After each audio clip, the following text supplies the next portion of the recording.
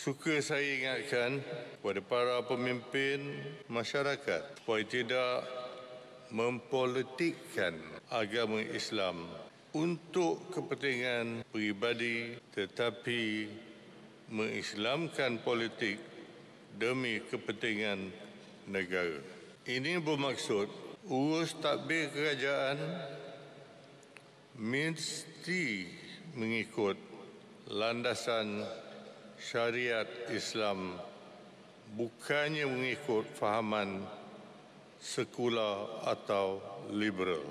Islam adalah agama yang lengkap dan sempurna, mencukupi seluruh aspek kehidupan. Oleh itu, janganlah ada pihak yang menunggang agama untuk kepentingan parti politik mereka atau sebarkan fitnah yang kebencian yang akan memecah belahkan masyarakat.